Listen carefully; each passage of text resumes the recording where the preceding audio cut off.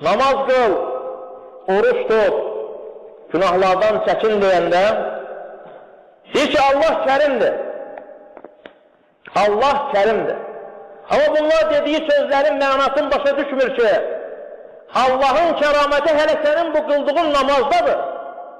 Allahın sənə olan hökmü, gözəlliyi, sənə verdiyi üstünlüyü hələ bu namazdır. Sən bir şərəfli insanın qarşısına gedəndə fəxr edirsən ki, o səni üstün tutdu, səni öz qarşısına aldı və sən hər yerdə fəxr edirsən ki, o kəramətli insandır, mən də şərəfliyəm ki, mən də üstünəm ki, məni yanına buraxdı. Dövlət başçısına əl görüşəndə çatdığın hər adama deyirsən ki, mən dövlət başçısına salam vermişəm.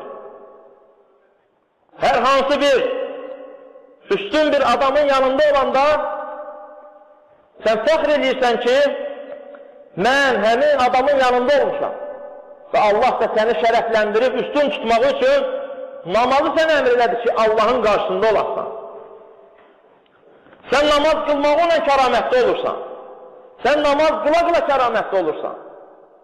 Allah kərimdir deyib din işlərindən qaçırsan, toyuqlar düşəcək. Və Allah kərimdir, qış paltarı geyinmir. Allah kərimdir. Alma gələn qış paltarı. Allah kərimdir, soğuk olmayacaq sənə. Dünyavi işə gələndə sənə nəsə zərər olacaqsa, Allah kərimdir, Allah bağışlayır deyirsən. Namaz qılmırsan, Allah kərimdir deyirsən. Amma sənə deyəndə ki, soğuqlar gəlib paltar alırsan, niyə? Allah ki, kərimdir. Niyə alırsan o paltarı? Əgər Allaha təvəkkülün beləsə geymə.